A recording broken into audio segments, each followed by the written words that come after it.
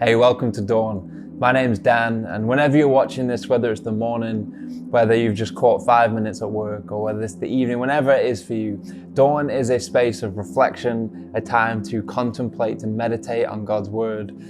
We get to stand before God, we get to spend this time together and really allow God to refresh us. It's kind of like a focus moment in the midst of all that we've got going on. So we're gonna have a short reflection, and then we'll go into a worship song for you to contemplate and to reflect. Do you remember when you were in school and you would have your school shoes, and throughout the term you would kind of try and make the school shoes last as long as possible throughout the term? At least this was what it was like for me anyway. I had to make my school shoes last all throughout term. But what was interesting is as it got to the end of term, I'm talking like last few weeks, when I knew that the term was going to be ending and my school year would be ending, and in the next school year I'd get a new pair of shoes. It was like, because I knew that there was this new thing coming, I kind of just didn't care about my school shoes.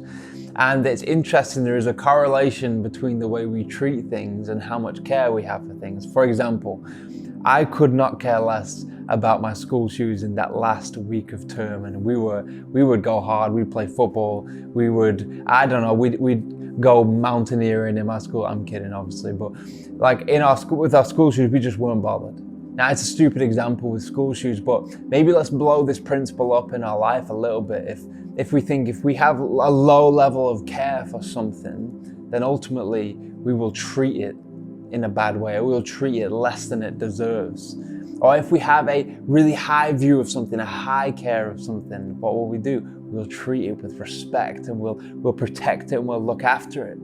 Interesting. I wonder if you were to look at the world today and you would look at the way people would treat themselves, the way people use their bodies, the way that people go about living their lives. I wonder if we were to look at people, if we look at the world today, I wonder if we would say, people have a real high view of self, or people have this high care of themselves.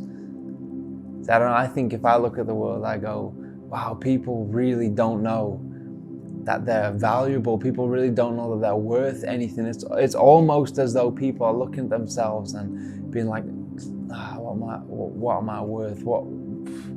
I don't even care about this anyway. I'm just gonna go do whatever it is I want to do, and whether that hurts me or hurts those around me or whatever it might be.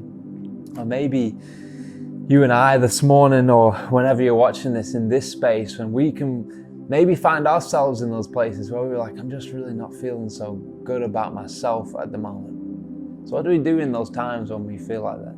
What do we do in those moments when we just feel like, do we try and pump ourselves up and say, no, I'm amazing, I'm special, I'm beautiful? Maybe if you were to go on Pinterest or Instagram, maybe you'll find a little bit of that. But I want to suggest today that I don't think that when it comes to that low view of self, and maybe the way we treat ourselves, and we don't really have a high respect of self, how we go about figuring that out, I don't think is by digging deep into ourselves.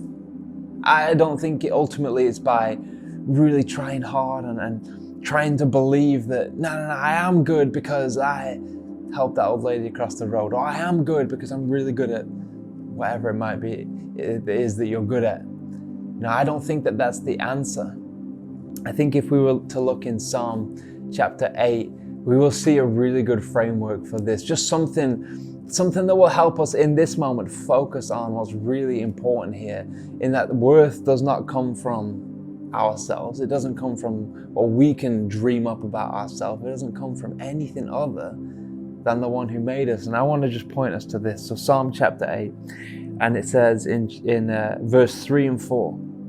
So this is David. He begins this psalm by saying, Lord, how majestic is your name. He begins to paint this picture of how amazing God is. And you think, well, in a moment where maybe we're feeling a little bit like, I don't know how much I'm worth. I don't know if does anybody care about me? Do I even care about me? Is it the best thing to paint God as this amazing thing and make me feel small? Well, listen to this. He paints this picture of God, and then he says, when I consider your heavens, the work of your fingers, the moon and the stars which you have set in place. Listen to this. What is mankind that you are mindful of them? Human beings that you care for them. Think about this. David is saying this. God slung the stars into the sky. He created the heavens and the earth. He created the biggest thing that you can imagine, the solar systems, the galaxies, the planets. He created the most minute things that you could ever see and not even be able to see. DNA, cells, atoms, all of this stuff, the building blocks of life were constructed by God's own hands. That's why David says the work of your hands, the work of your fingers. God is this majestic, all-powerful, all-knowing God. And then he says, but what are we? That you know us, that you are aware of us. And then he goes a step further and says, and that you care for us.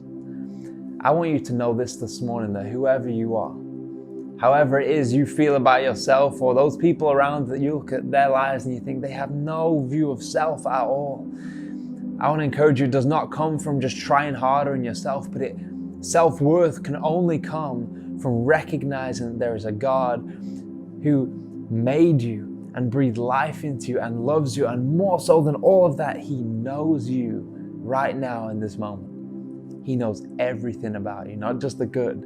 He knows everything. And even though he knows everything, he still loves you and he cares for you. Now that should change the way it is that you walk, because now if we know this, if we know that there is a God, the creator of everything that we see and cannot see, all of this stuff, he knows us, he cares for us, he intentionally made us. We know we have a purpose. We know that we are here because we existed in the mind of God before we ever drew breath. I don't know about you, but that should change the way that we walk, change the way that we see ourselves. I have been made in the image of God. I have been designed by a creator God, and he knows me and he cares for me. So as we go into this song this morning, I want you to reflect on this, that there will be times in your life when you feel like, I just don't feel like there's anything on me at the moment. You know that feeling, you're just feeling heavy, you just feel like maybe your self-worth is quite low. My encouragement to you, I want you to reflect on this today. And this isn't like, God, thank you that you made me. This is, God, thank you that you know me. That in the whole galaxy and solar system where there's an infinite amount of things going on, you know me. And you love me. And you care for me. I want to encourage you to spend just a few moments in this next song just thanking God. God, thank you that you know me. Thank you that you love me. Thank you that you care for me. Help me to live my life in the light of this new relationship I have with you, this new knowledge I have that you know me, you love me, and you care for me.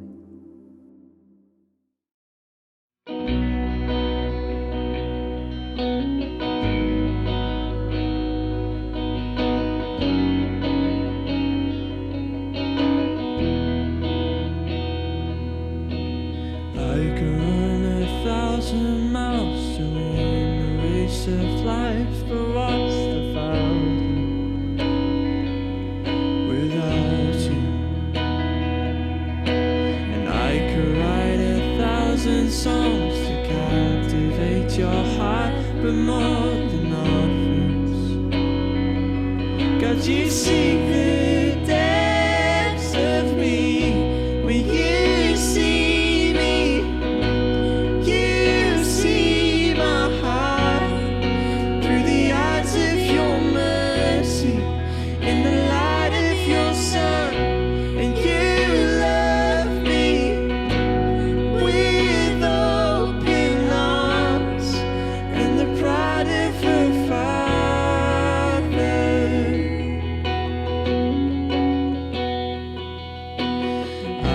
Once a prodigal, burdened by my shame, till you came running to remind me your love is unconditional, and in your eyes I'm worthy of